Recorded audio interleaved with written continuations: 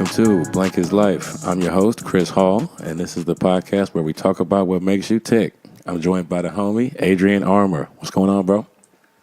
You know, I've heard you talk almost like every other day. You actually have like a radio voice. Like, you were talking, I was like, I don't even know who's talking across from me right now. I was blown away. What up, man? Bro, I got that off from talking to girls on the house phone late at night, man. You know what's up? Man, that old school shit, y'all will never know the struggle Big facts. of trying to get laid before cell phones. Big facts. Man, you can't even send a picture. You just got to describe the booty. Yep. So thanks for coming in, man. We've been trying to get this rocking for a minute. Yeah. It was like Hades waiting to take over Hercules. So yeah, man, I just wanted to get into it. And before we get into where you're at now, tell me about why you decided to start wrestling. Simply. Oh, man. Like, what moment got me into wrestling? Yeah. Like, was it one experience or one person? So, I wasn't even a wrestling fan growing up. Like, I played soccer, I watched football, I didn't do any of that. And my older sister was actually the pro wrestling fan.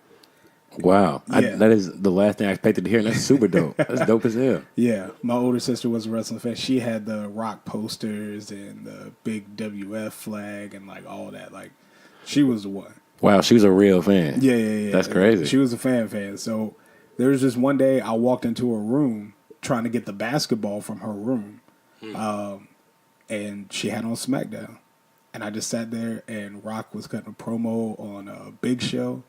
The Rock is also how I got into it, man. Yeah. And I just saw him talking that noise. I was like, who is this dude saying all this disrespectful stuff?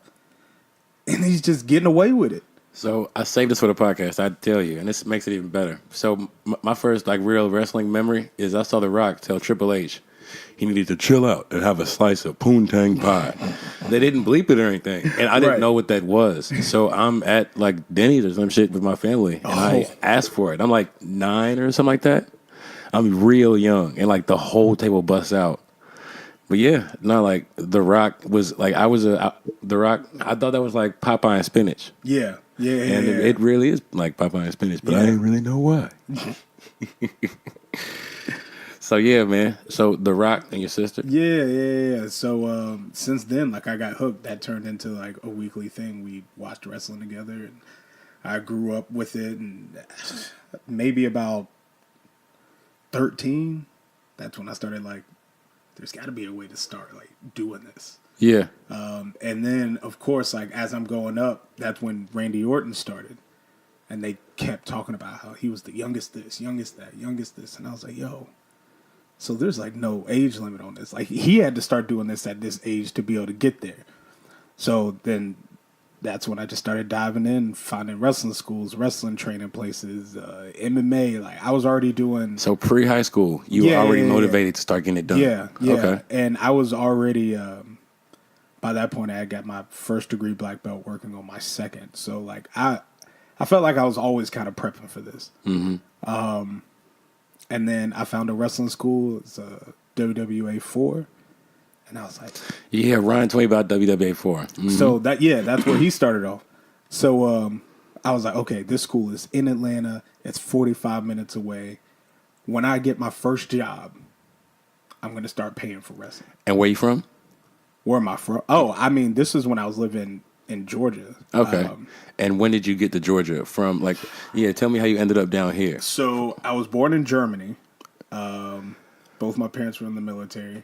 Okay. I was born in Germany. Then once we got here, we bounced around between like South Carolina and Kansas and Kentucky and New Orleans. And for a good bit, we finally settled around here. And it was when we got here, that's when I was like, okay, middle school, blah, blah, blah, this or that, wrestling. Okay. Like, So, yeah. So right around the time, like almost 8th grade. Yeah. That's right around the time that you discovered wrestling and you were down here. And I was telling my family, I was like, yo, we can't move no more. Yeah.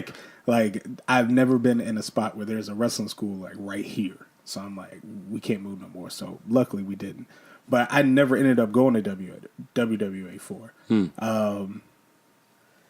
going into high school, my junior, senior year, I was also like doubled up in college as well. And then I had 2 jobs and I just didn't have the time.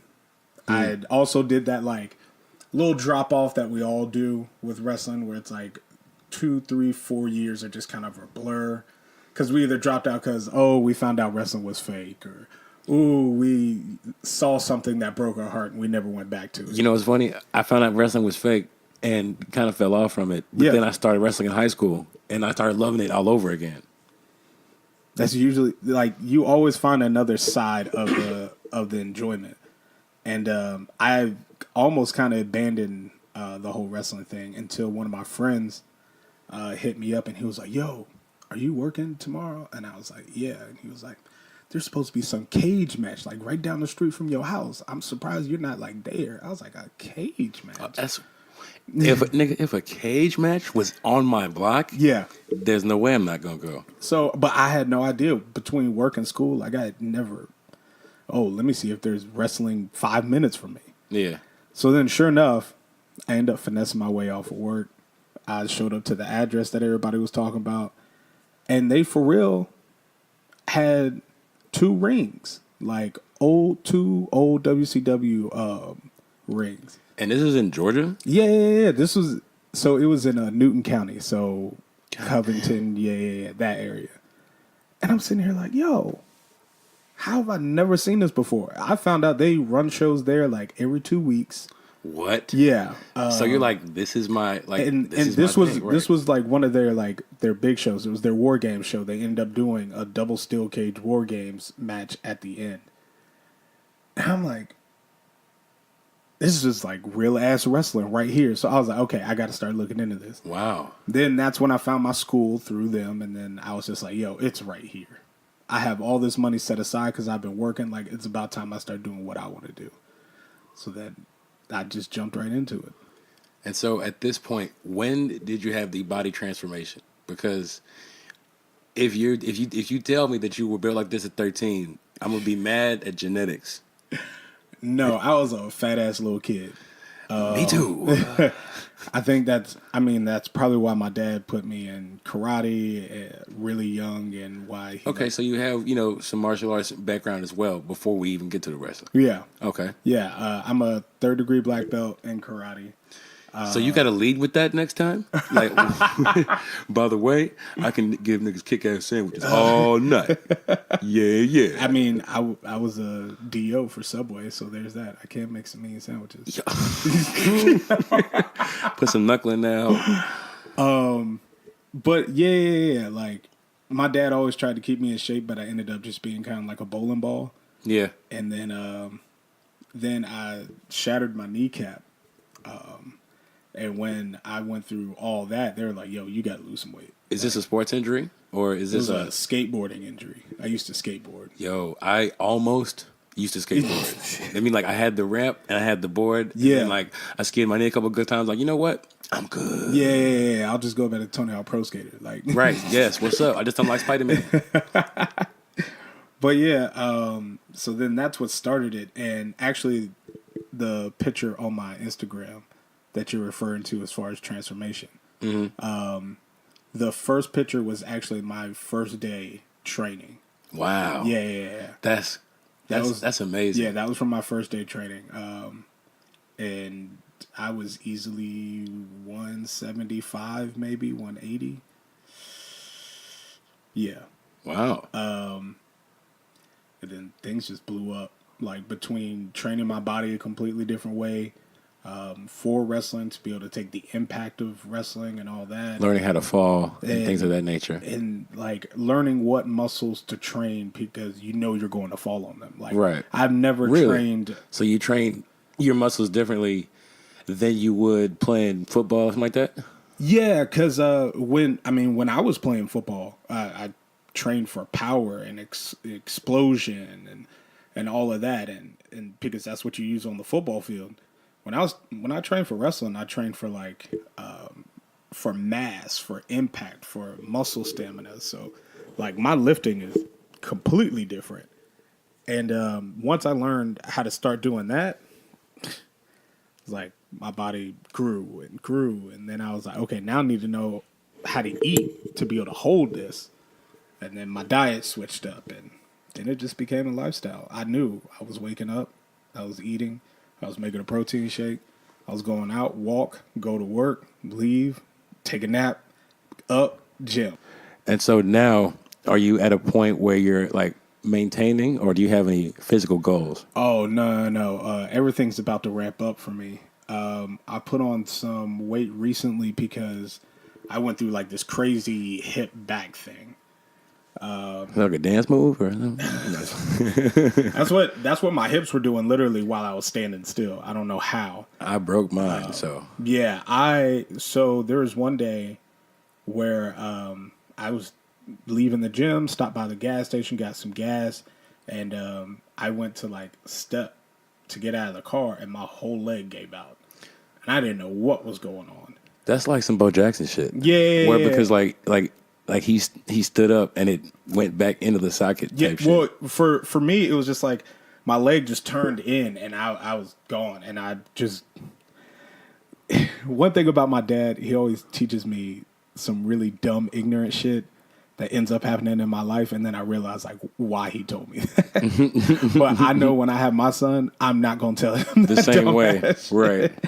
But I mean, like I mentioned, both my parents were in the military, and my dad is definitely the hard part of the military. Mm-hmm. And if some shit, There are soft parts of the military, yeah, I don't know about that, right? But I understand what you're saying. But so when some shit like that happens, I always have him in the back of my head, like, you just need to get your ass up and get to where you need to go. Yeah.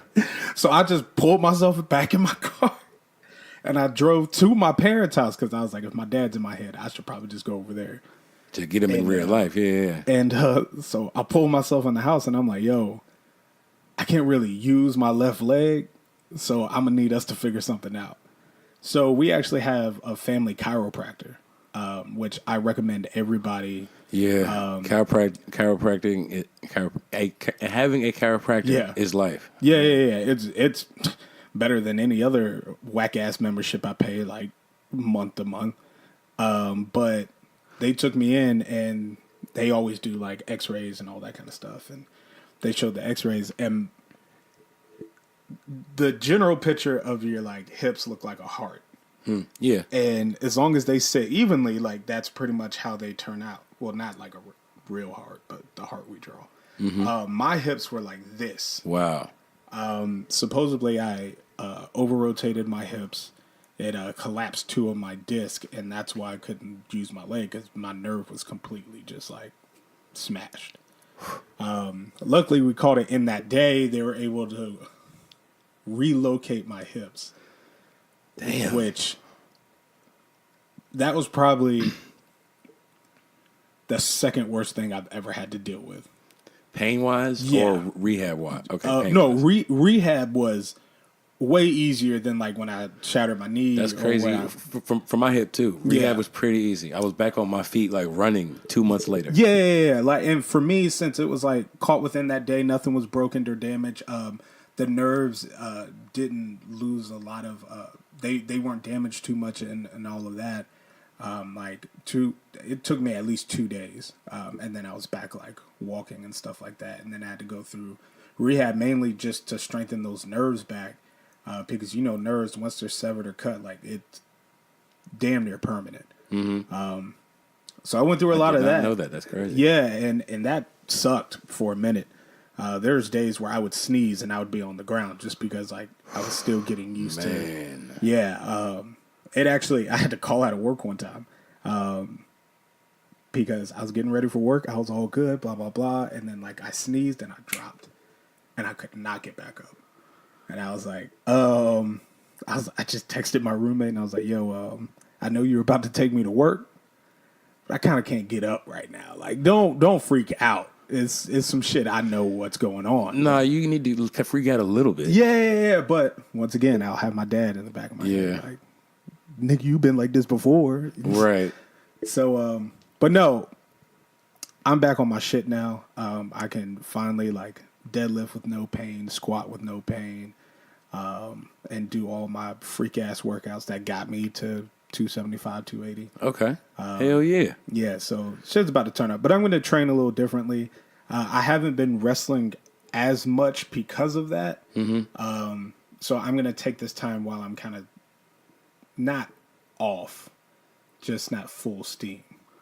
But to train my body a little differently. Pat Mahomes is teaching me some stuff about that. Yo, Pat Mahomes does everything well. Did you see him playing ball? Filet. But yeah, Pat can swing a club. He can. I don't know what the kid's got going on, but He's a freakish talent. I'll say that. And it's amazing that we get to have him on the Chiefs. But before we get into this Chiefs talk, I need you to tell me a little bit about how you found your wrestling identity. You know, how did we get to Adrian Armour? Whew. So that wrestling school that I mentioned was called PCW. It's for Platinum Championship Wrestling. Okay. And that was the promotion that, once you got out of the school, you trained, you develop, your character, you work on your promoting and promo skills, and then they move you to that show. And then as long as you can do good on the show, then you go from there. Okay. So my trainer, his name was Fred Avery. Fred Avery's claim to fame was that he trained Glacier from WCW. And he did. And I've met Glacier, and it was dope as shit. Because when I started diving into wrestling and getting really real into wrestling, I'm seeing this dude that looks like Sub-Zero wrestling. And I'm like, as a kid, I'm like, this is Mortal Kombat wrestling? Okay, yeah. I can't even lie. Sub-Zero, there's no way that doesn't sound dope. Yeah. So I was like, yo, Glacier's dope. So then when I found out that my trainer trained Glacier, I was like, is this one of those, this is where my WWE documentary starts? A little bit, yeah. But, yeah, so that was really dope. And he helped me create the beginning of who Adrian Armour is. Okay. He's definitely been through a lot of shit in the past 5 years.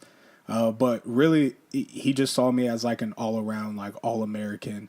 I played multiple sports. So by the time that I was wrestling, he was like, you can do anything. You can hit people. You can pick up people. You can fly. You can, you can do all this stuff. And you getting hype inside. Yeah.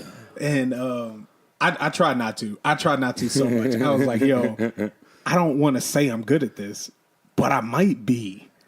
But I'm a Libra, and we're our worst critic. So that's how it went. So I just kept training harder and harder, and he kept pushing me, but then he would shit talk me. So it was kind of like my dad. He would be like, you did good today, blah, blah, blah, this and that.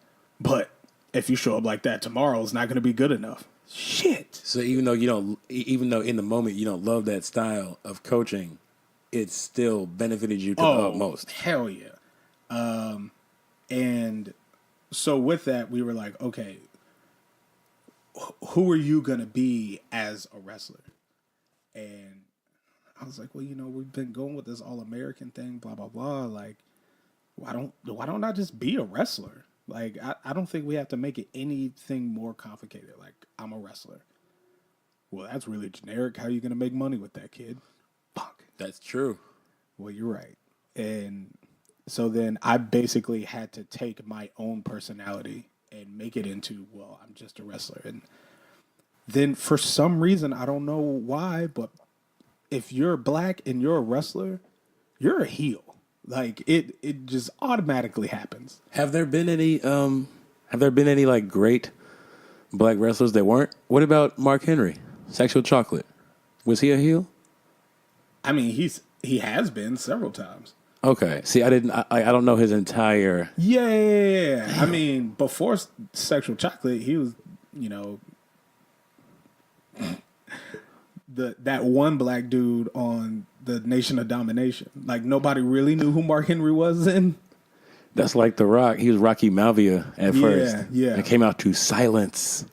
That's crazy. But yeah, so I started working shows in his old zip-up tracksuit. It was like a zip-up triathlon suit. They were the skin-tight suits. So it looked like MVP's suit. Okay. Yeah. So that's what I started to wrestle in. That little MVP suit, knee pads, and then like black and white, like really classic wrestling boots. And I don't know if people understand how hard it is to be a fucking professional wrestler. Because What do you mean? So I say that because going out in front of people that you don't know by the tens, the hundreds, no matter the size, just a group of people. Some people don't like speaking in front of their classrooms. Yeah, no, I was shy, but then Yeah. by the end of high school, I was speaking in front of the student body as the president most of the, what I mean, and I was cool with it. But Right. it was definitely a transition. Yeah, like that's an acquired thing. And I'm gonna be real, people now are so sensitive. Oh, that's Like, a big fact. Sensitive About as hell. everything. Yeah, so to think you got to have the skin to jump out in front of these people and either caress them to like you or give two real reasons why they need to hate you. And you have to do that the second you step down the step. Yeah, it's not like when you're playing a part. You're playing a part, but you have to establish that setting every time. Not only that, it's hard. Like, I think wrestlers really take off when they find out you have to go from playing the part to being the part. Like, it's a completely different. And Stone Cold and The Rock and all of them say it in their documentary. They're always like, when you can find that wrestling personality that's just an extension of you, and you turn it up to 1,000, that's where you're at. Like, that's when you find your golden spot. That's when Edge becomes the ultimate opportunist, and that's when, Rock goes from Rocky Maivia to The Rock. Like that's like when Chris Benoit, right? That's when they find that. Like that's when it goes, and for me, it just happened when it's kind of like Stone Cold. It just happened when I was able to talk shit. Yeah, Like.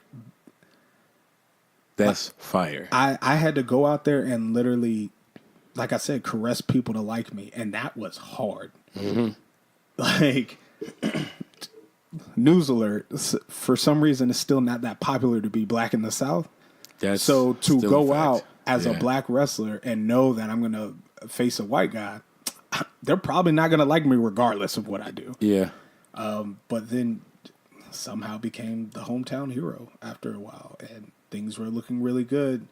And then we started doing this little gimmick to where these guys in black suits came out with black chairs, and they just started ambushing all the baby faces just randomly throughout the show. Mm-hmm.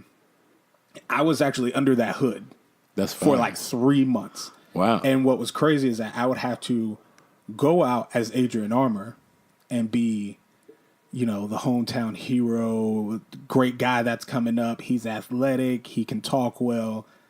And then run upstairs, change, put on that suit. And go be go and jump the executioner. Right. Yeah. So then. Damn, so you're pulling double duty most nights. Double duty. And then before, I was playing triple duty because before I wrestled, I was a ref. Damn. So I would ref, go upstairs, change, talk over somebody needed me as like a security spot somewhere. So I'd be a security spot over there, go change into my wrestling stuff, manage the person that I ended up like starting to wrestle with when I started wrestling, then leave, come back, put that's on what a I black want to do. suit. Be a motherfucking manager, man. Oh my God. Man. Wear some bright ass suits, talk shit. I'd be the black pallbearer. Oh. Yes, what you need to do is whenever you decide to shave that head, I'll be pallbearer and you'll be the new black taker. And we're going to give you a new, much more gangster name. And like put some shit that will just like scare white people. You're going to be the ultimate heel and the ultimate baby face. Yep, that's literally what I was in the stage of my career.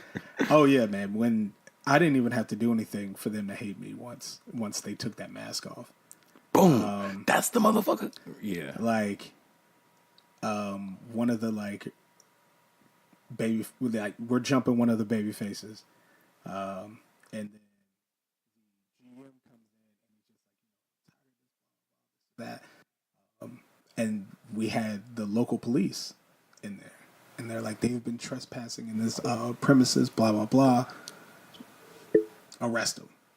What? So they arrested all of the people in the Black Chair Brigade. That's what we were called. Black Chair Brigade. They arrested all of them but me. So I'm left in the ring as they're getting like pulled off. Damn. And then the big heel manager comes out.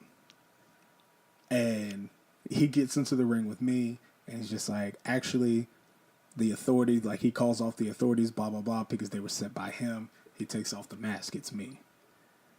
These people, these country ass people lost their mind. What? Because it was like the one kid that they were like, we believe in him to go to the top. Like, yo, I had moms trying to pawn their daughters off on me, like all kinds of stuff. I was like, yo, I'm refacing like all kinds of racism in this one little ass city. Wow. And they took that mask off, and you know how many niggas I got called, how many fuck you chants started. Yeah. And I'm sitting here like, yo. Because people that are into wrestling, they are really into it. Oh, yeah, especially in like little towns like that. Like that town itself maybe had like 55. No, I can't say that. They got a lot of kids out there. So it's like a little like 100 town, 200 town, city. And these people would pack out that place. And it was wild how much they would. And then wow. Yeah, so my first match after that, when I could talk shit to those people, when I bet could you was really, goddamn, yeah, because it was like the same people that, like, you start to put a chip on your shoulder in wrestling. Because as long as you got the thick skin to like get through it, every person that's been in your inbox talking shit, saying you wouldn't be able to do it, all the people that say when you do it, I'm coming to your first show, I'm gonna see what's going on, and they never show up. Like, when you can talk that shit, all that comes out. Like, people start to, well, you weren't even real anyways. You cheated, blah, blah, blah. And then you could just look that person dead in their face and be like, shut up, you paid to see me. Like, if I ain't shit, you would not have paid to be here. Right. Big facts. So, like, and some wrestlers, like, really hate that line, that whole, like, when people try to get, like, a reaction from the fans, oh, shut up, you paid to see me. But, like, that's some of the realest thing you can say. You like, sit there and flex and be like, you are here because of me. Right. You're going to go to your mobile app and it's going to say ticket because I went to go see Adrian Armour. So shut your ass up. Like, that's just, when I could start being me, I said, man, fuck this whole I'm just a wrestler stuff. Like, no, I'm going to be that dude. So the whole that's when identity, the Adrian Armour persona came to be, the swagger. Yeah, and then that's when Adrian Armour turned into a guy that he started in Georgia and then realized that he was too good for Georgia. So he left, went to Cali, trained in Oakland, trained in mixed martial arts and bodybuilding and this and that. And then he decided, well, since I'm that dude, I'm going to go show Georgia what they missed out on. So Oakland was where you did most of your training? So that was the whole gimmick that me and my trainer came up with. Okay, so this is the story, and this is that part where I say the best wrestlers find when they start playing, they stop playing as it and becoming it. Because when somebody asks me who Adrian Armour is, I can tell them that backstory like it's my real life. Right. I can tell you all these things that we had thought up with all of this. So if you get called up to TV, more real. Right. So once you give it, you're going from playing that part to being that part. Like you're that person now. Mm-hmm. That's why I have an Adrian name tag at work, and I respond to it. Right. That's why I can sign both my government name and my gimmick name. Like that's just where it becomes more natural, and it all flipped when I could start talking shit. And that's crazy. Then I realized I can do that as a heel and as a babyface. I just realized something about you. Is it when you were trying to be the All-American wrestler, that was your stunning Steve Austin moment? Yeah. You know what I'm saying? Yeah. Before he knew, he was like, man, I'm stone cold, man of the people. Right. Anti-Vince. But yeah, that is tight that you had like two different, like you came to that like you didn't just create it. Like experience created that as well. Yeah, like if it wasn't for probably that moment, because that moment put me with like a crew of people that really took care of me my first few years in wrestling, and like really taught me like the way and how to travel and how to talk to people and how to get to other promotions and get on ITV. They taught you how to support yourself as a wrestler. Yeah. Like they already have been through that phase, and one guy that basically took me after about year 2. And I mean, we're tag partners and stuff like that now, but he really like took grasp with me and was like, look, this is how you do shit. This is how you protect yourself. And we've opened up schools together and trained other wrestlers and all kinds of stuff. So he's still helping me out to this day. And he was the one that really was like, We'll give him a shout out. He doesn't remain nameless. No, yeah, that's my dog, Murder One. Murder One, what up? AKA Blacklist Uno. Blacklist AKA Uno. Keith the Beetham, AKA Chalkman Uno on Xbox. See, I can plug the dude all The day. AKAs. But They never stopping. But yeah, he was the one that was like, okay, I see what you're doing. I see the personality you're trying to bring in here, but you're doing it at like a 5. You need to be at a 10 or an 11 or a Yeah, 15 or a 15. He was like, to be able to rock with my crew and be able to be like on the road and stuff like that, you got to be at a 10, 15. Like, that's just where you got to be. So for a while, for 2 years, we spent that going from show to show wrestling each other. So y'all are really tight. Oh, Just yeah, to do that yeah. shit. That is, like, I had some of my best promos against him, some of my best matches. Like, we've had moments where parents were, like, terrified. I remember one time, me and my former tag partner, Silent Cross, we were, like, the babyface tag team with all the cheers, and everybody loved us, and we had, like, a ridiculous theme song, and everybody was into it. And, I mean, with the name Murder One, I'm sure you can only imagine people don't really like him. Mm-hmm. Yeah. But he rolled with his homeboy, and we went into this crazy-ass feud, and Murder came and jumped me and hit me with a chair and then had a hook screw. So when you're getting tapped with a chair, for those that don't watch wrestling, you're really getting tapped with a chair, right? Oh, hell yeah. Okay, no, I just want you to speak on that because there are a lot of people like, wrestling's not real. And Yo. It's like, it might be scripted and whatnot, but you're not about to take a chair to the face or to the back or to anywhere. Yo, I think my first real wrestling pain, it was not when I basically snapped my ankle mid-match and kept wrestling. It was my first chair shot. Because you can hear those. Well, not only that, with like football and karate and stuff like that, I'm used to like my body or like somebody else's body causing the damage. Mm-hmm. I'm not used to getting hit with shit. Right. So being in that black chair brigade, like part of our initiation was like, baby faces are going to take the chairs and they're going to hit you out. All right, cool. But that's... You're a strong man because, all right, cool, might not have been my choice of language. But also, like, you don't know how many or how it's going to come or anything like that. And that's all with, like, wrestling. Like, there's no dress rehearsals. There's no... Like, a lot of people think that. They're like, don't you know these people? And you, like, meet up before the show and have, like, a dress rehearsal? No. What? 80% of the people I wrestle, I don't even meet until that day. And I'm only lucky to know what they do in the ring because of technology, because everybody puts their stuff on YouTube.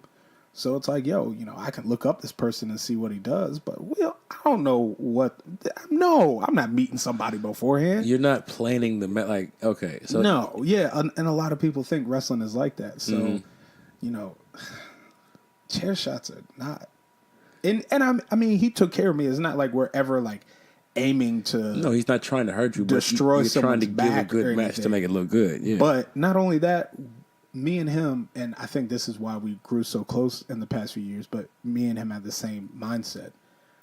We're literally a day apart in birthday.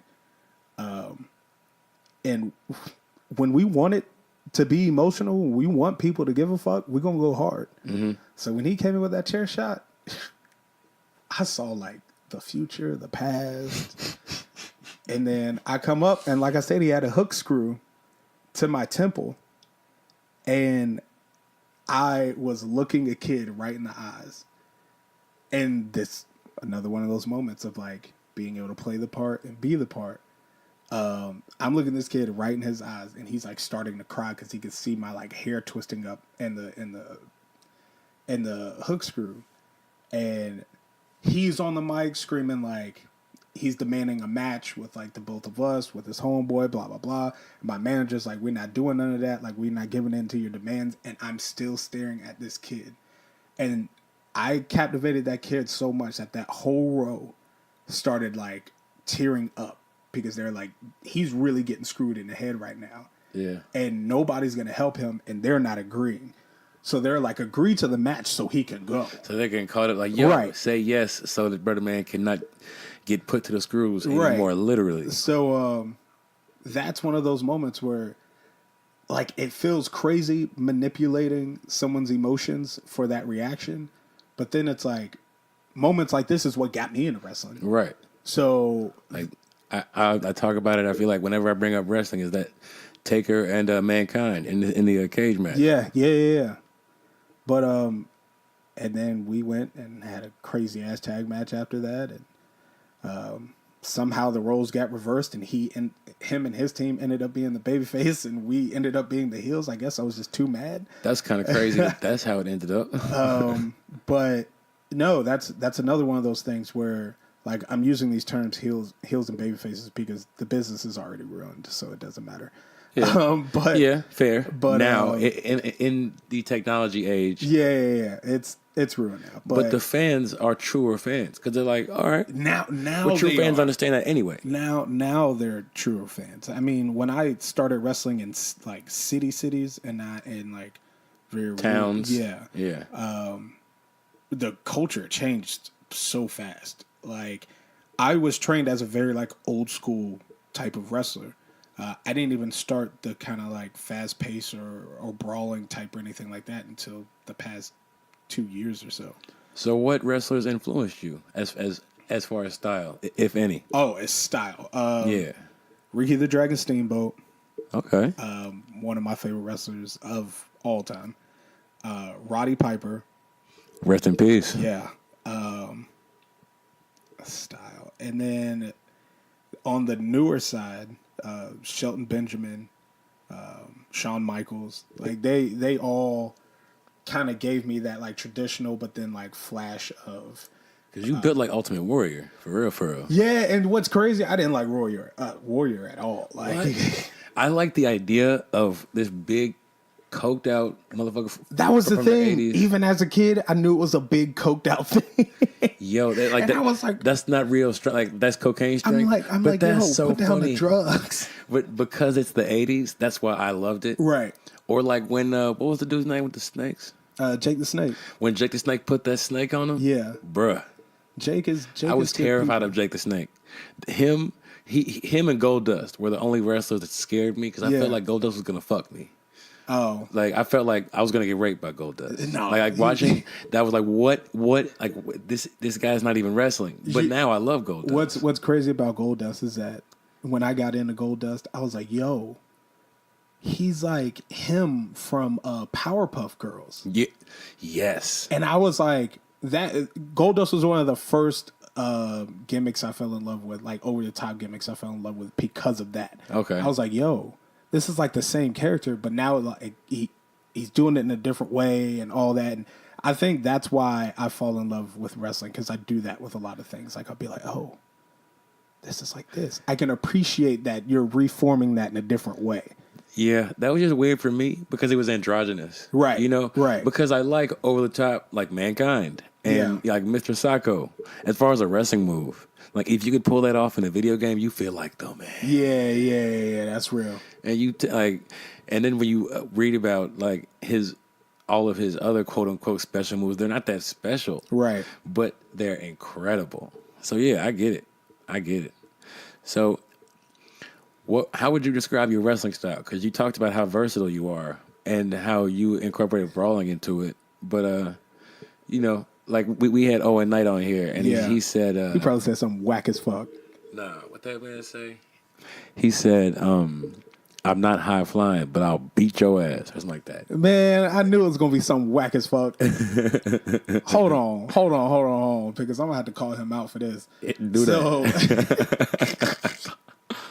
Because that was probably the wackest shit I've heard in a long ass time. I'm definitely misquoting him. He said, "Oh, are you?" No, because it was something like I said something like that, and he said, "Yeah," because he was having trouble describing it, and I said, "Yeah." Oh, so you're not too flashy, but you'll beat some ass or something like that. And he's like, "Yeah, that's me." I mean, I know an easy way to describe him. He's Shawn Michaels with a little edge. I like that. Because of how much he rocks with Edge. That's who he is, and it's because those are the wrestlers he idolizes with. For me, my style has dramatically changed since the first time I started. Okay. I went from being that like generic wrestler, blah blah blah, and then once I started getting into things where it was just like, okay, the natural part is coming out of me. What do I know naturally? Oh well, third degree black belt. At this point, I'm 2 years into doing MMA. I'm just gonna fight. Yeah. So that's when I went from the absolute of what is it? Absolute the Like absolute wrestling. the man, I can't even remember my first gimmick. That's terrible. Well, are you talking about like the difference between like throwing some real martial arts moves in there versus like a punch that you're selling? Well, not even that. Like I didn't. So my trainer taught me because he was pretty old school, but he was like, I know you're going to be a babyface when you start, and babyfaces don't throw punches because technically in professional wrestling, you know, closed fists are illegal. Babyfaces aren't going to do anything illegal, and this was back then when it like actually made sense. Yeah. So you know, I never really threw strikes. I always tried to wrestle my opponent. I was the truest cut of babyface possible. I promise you. So then once I took that same philosophy and I was just like, well, if I'm a heel, or really if I don't give a fuck, like I'm just here to make a check, I'm gonna come out here and do whatever I have to do to win, and then I'm out. Yeah. So that's when the fist, the knees, the back fist, the MMA related moves, all that came in. And I already had like moves in my like normal move set to do with it, because one of my signature moves, I run up the rope and step on the middle turnbuckle, and then use that same foot and jump out with a high knee. And it's like the cage kicks or the cage knees from MMA, but it's in the ring. That's tight. And I don't know how. I was just fiddling around in the ring one day after we. Like, there's some days where my trainer would just come in, and we would all come in, and he'd be like, all right, just do moves, or ask me a move that you want me to teach you, and we'll do it. But our class was so, like, most of us were well put together that we had already done backyard wrestling and all that kind of stuff. So we knew how to do the moves already. You guys just were like, wrestlers already. Right. We just needed to, like, make sure we knew. So we'd be like, hey, I want to put this in my moveset. Am I doing this right? Right. Let me do this spine buster and see how it's good. And then you got to pick somebody out and be like, that wouldn't. So we're doing like spine busters and stuff, and which is one of my favorite moves. I can't believe I didn't put Arn Anderson in my group of people, but Arn Anderson for sure. I do a double A spine buster to this day, and it works because Adrian Armour. There we go. But somebody was about to do a spine buster, and they didn't know I was like right there. So I had like a Spider-Man moment, and I ran up the turnbuckle and stepped off of it as they landed. And my coach was like, do that again. So I did it again, and he was like, do you think you could do like a kick off of that? I was like, I don't think my body's going to, like, I don't think I'm going to be able to whip my leg that fast enough. But my knee. And he was like, well, try throwing the knee. And then I did that, and I kept doing it and kept doing it. And then I was trying to get to, like, how I can angle people up for it and all that. And he was like, that's one of your moves. Because that is something that somebody your size is not going to be able to just take from you. Yeah. He was just like, you have finally found a move that this is yours, you know? Like, you can do double A spine busters and all that. People are going to see that. You can do an RKO. People are going to see that, you know. But people are not going to see someone your size doing that. It's like Sweet Chin music. Before that, there wasn't. There was a no Sweet Chin music. there was no super kicks just being thrown out there unless you watch like New Japan Pro Wrestling or anything like that. I remember the first time I saw it. Yeah. Because like that's why Shawn Michaels was one of my first favorites, because the people that could sell it really well, Yeah. and like stall and then fall, you're Yeah. like, what did he just do? You're just Yeah. sitting there like, I don't see knockouts in professional wrestling like all the Ever. time. And he just kicked somebody to Does he sleep. just flash KO this dude? Right. But yeah, so that became my one move. And it was funny because when I was that like stereotypical wrestler, I would like wrestle, and then I'd be like, jump knee, and everybody would be like, what just happened? Because the rest of the match was not like Right. that. And then this little flash of So then like it really got to stuff like that really got to come out when I started doing the style that I have now. Okay. Because then I can set it up in combos and I can do all the things that like I was training to do in MMA in the ring. And it just makes it so much easier to hit someone in the mouth other than picking them up. Because when I went through that stage where I was like 275, Picking everybody up. Yeah, I was like, yo, what do you want to do? Pick your ass up. Done. Like, Well, your back is gonna fucking right, give out at exactly. some And point. then after a while, man, that becomes so stressful. So now it's just like, ring the bell. I'm gonna hit him. Like, Yo, I that's like it. that. And it goes from there. And that's pretty much how I feel like if you're not clotheslining people regularly, then you're Yeah. not like you need to be doing that. Speaking of clotheslines, that was a legendary phase in my career, if you can call whatever I have legendary. Me and my old tag partner, we used to have these shirts that said, they were like the Bro Do You Even Lift shirts, but it was Bro Do You Even Lariat, because we were like, we're just going to start giving out lariats. Like, JBL has a clothesline from hell. We're just going to take it and we're going to run with it. So it ended up being like a lariat club shirt, like people that Actually, threw knew what like the fuck y'all talking about. crazy. Yeah. No, but not even that. It was really like for the boys. Oh wow! So it's the people doing This, the layer. yeah. This was like a boys thing. Like if we were at a show and we're watching one of our boys match, and he just like takes somebody's head off, smacks him, we're like, we gotta get him a shirt. We had like a secret taping with Beyond Wrestling, and we were wearing them, and neither me or my tag partner were booked for this taping. We literally just showed up to shoot the shit and have fun with everybody. And what's crazy is that a lot of people that are in WWE right now were at that taping with us. Wow. And that's just how crazy things take off. Like you could wrestle somebody and that next day they get a call and be like, hey, Right. we want to fly you out. We want you for a tryout, blah, blah, blah. That's happened to my old roommate 5 times. Wow. Yeah. Damn. Like between Uha Nation, who is now Apollo Crews, Cedric Alexander, still Cedric Alexander. I was about to say he's still sad. Yeah. And like his ex, it's just like there's so many people that.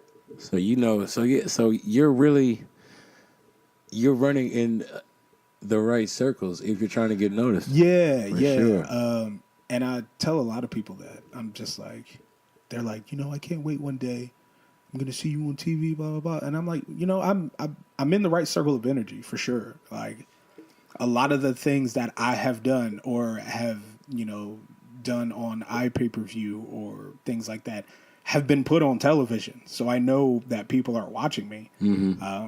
It's just right time, right moment. So talk about the working team real quick. And like, are you associated with them? How, you know what I'm saying? Like, can you bring that to light at all? Oh, the working team. Yeah. Oh God. Okay. Because I he know better pick this up, I too. know that I know that Owen Knight is the captain. Yeah. So yeah. how do you fit into that? Yo, Let me call you right back. are you at work? No, I'm not at work. I'm calling you right back. Okay. He's being a faithful black man. That's what he's doing. Okay. That's so what he's doing. Oh, I think so. Yeah, probably. Okay. You said probably. So the working team is this group that Owen just made up. I didn't understand his No one. Okay. Yeah, I didn't understand it first. So this is why this is so funny because me and my homeboy like we just laugh about it all the time because randomly like we'll all be talking and he'll just be like Owen will say something crazy and Murder will just be like, and what the fuck are you the captain of anyways? Like who's the working team? Who's a part of it? That's what I'm trying to find out. And then he's like, man, it had, this person and this. Who the fuck are those people?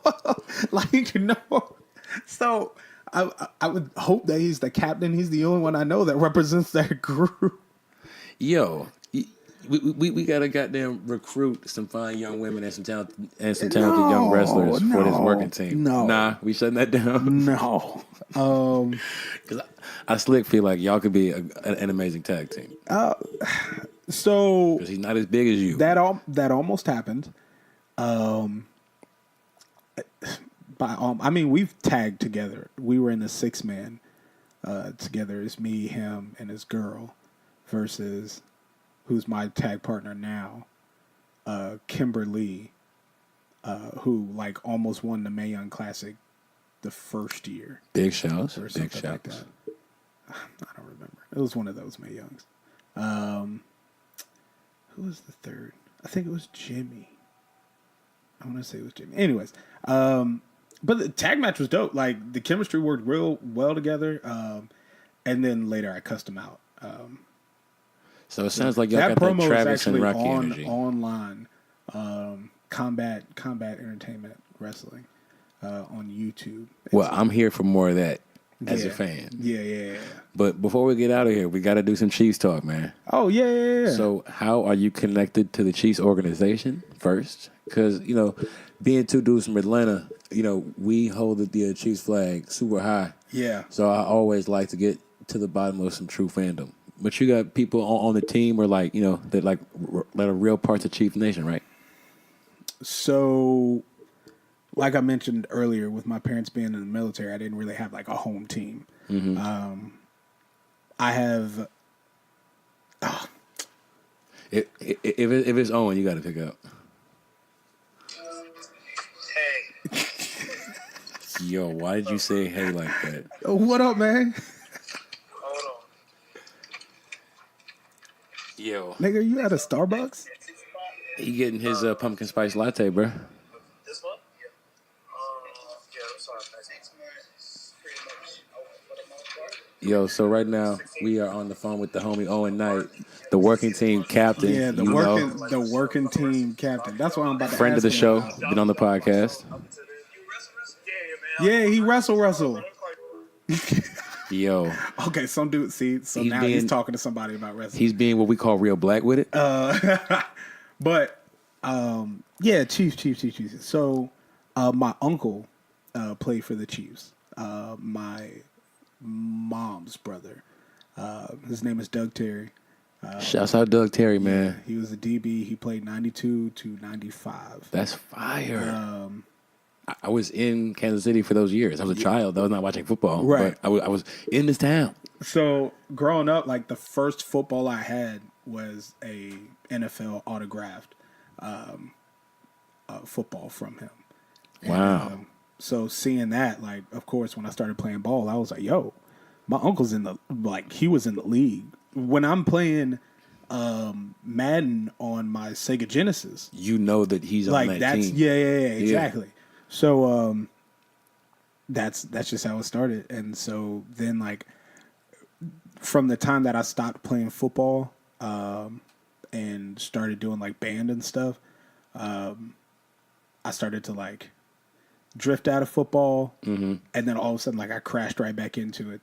And I was about to say, somebody your size, you can't go far without somebody like, hey, you play ball? Yo. Do you want to? not only that, like Being large and black and athletic, that means you are either playing, you play ball, right? I mean, I feel like you're wasting your talent. Like, nah, man, I'm an engineer. Literally, I had a conversation like that, and it led me to almost walk on at GSU. You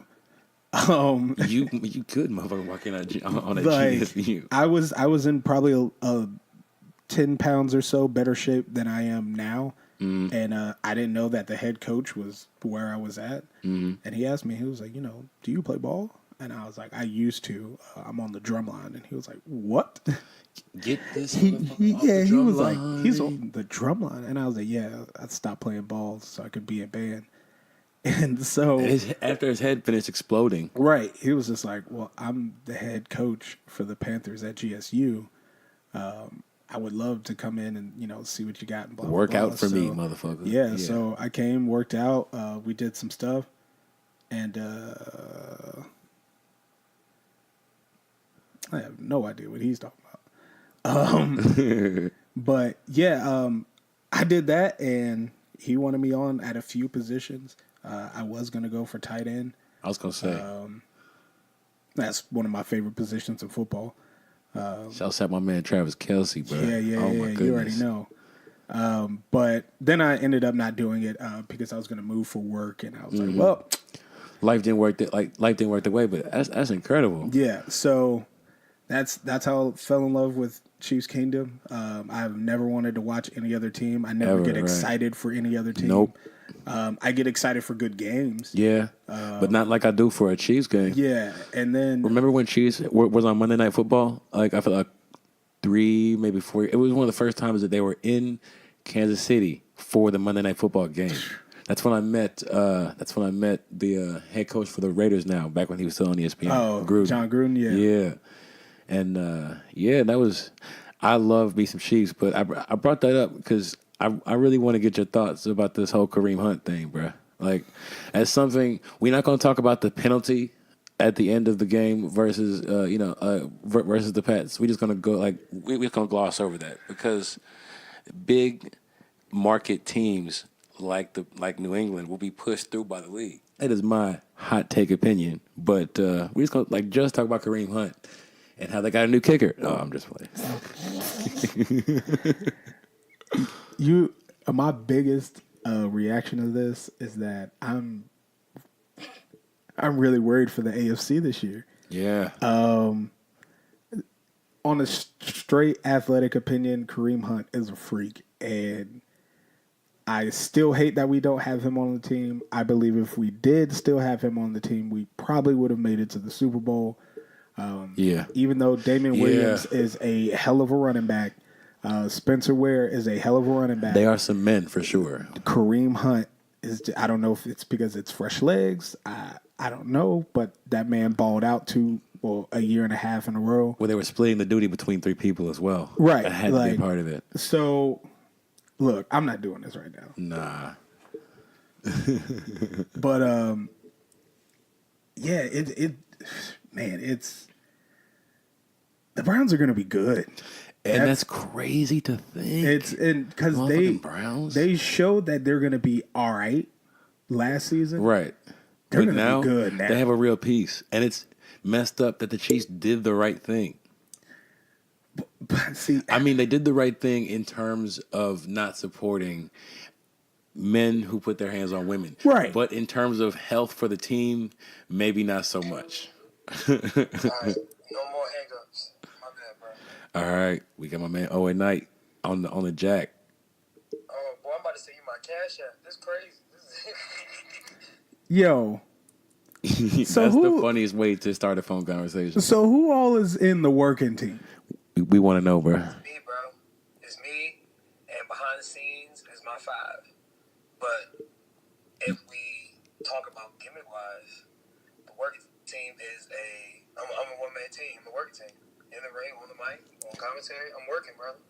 You know what? I really fuck with that answer. I'm not gonna lie. You might not like it, but I like that answer. I can see that pains It's more you. so off of if we talk how Floyd Mayweather is the money team. Floyd Mayweather is the only nigga on the money team. That's not true. There's Reggie no on the money nigga in team. the money team that has money besides Floyd Mayweather. He makes the brand. If we wrestle and you beat me, it's kind of like you got the best of me. I'm never not gonna shit my opponent, but you ain't gonna never outwork me type shit. Okay, I like that. My guy Owen Knight with the definition for y'all. For real, yo.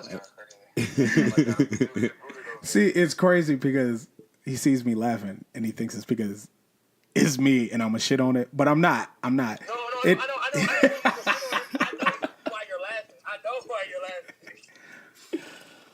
laughing. But yeah, no, like when you asked me, I had no idea. I just started naming some people. I don't know what the fuck. Yeah, that's dope though. But yeah, no, it kind of reminds me of like some gym shit. So it's like a gym could be called the working team. Well, shit. Oh, and you just in Well, time. yeah, you could get a gym, nigga, get you a gym. Yep. Exactly. You could be like Master Roshi, bro. Oh, damn. Yeah. That, Yeah, I'm saying. way back a road that nigga had. Bro. So what's the move? Oh, I can't talk about that on the... Yeah, bro. We about to we about to go ahead and talk about that move afterwards, bro. We gonna hit you right back, okay? Yeah, I'm gonna hit you back. All right. So, like Mike Epps says, when a man around his woman, he's like, "Hey, God bless you, brother. God bless you." But as soon as you turn around, where's the bitches? Nah, that's not what he's talking about. But before we get up out of here, thank you for coming through and sharing with us, man. Of course. Now I it's got time to stories give for days. any shout outs that you have and let us know where we can find you Oh, on the socials. Yeah. All right. Well, shout out Combat Wrestling Entertainment. That's a rebranded, Combat Entertainment Wrestling. It's we call it Combat for short, but yeah, it's a rebranded version of Atlanta Wrestling Entertainment. We used to run out here in Midtown, but now we run out in Jonesboro. And Jonesboro's kind of been popping for us. Like Nice. The last show that we had did really, really well. So yeah, you can always find me, find my peoples there, find Owen Knight there as well. Besides that, social media on YouTube, I'm Adrian Armour. It's easy. I try to keep everything pretty simple. On Twitter, I'm official A Armour. On Facebook, Adrian Armour, and then Instagram is Lift Armour Lift, because that's like my wrestling / fitness Instagram. But besides that, like all my videos are everywhere, all my pictures are everywhere. I even have a workout. My crew, shout out to Hierarchy, everybody, Arya Blake, Hierarchy, Murder, everybody. yeah, Murder One, 2 Finger Salute, y'all know what it is. Joe Black. Ooh, shout out Arya Blake. Yeah, We found her on the gram. She bad. He's gonna throw it out there, man. Arya Blake, that's the first ever human thirst trap. That's her right there. That's a fact. I need some water over here. But yeah, Murder One, Joe Black, Arya Blake. Shouts out to the Hierarchy. But we have a workout called the Hierarchy Workout. It's a 6-week workout plan that me and my homeboy put together, along with like a supplement list and all that. Like we worked hard as fuck on that. So yeah, everything from videos, pictures, workout plans, merchandise, all that stuff. You can find it in all those places. Well, thank you for coming through. And if everybody listening could like, comment, and subscribe, let us know how we doing. We would appreciate that. But this has been Blank His Life, the podcast where we talk about what makes you tick. Y'all take it easy. Stay highly favored and blessed. Peace.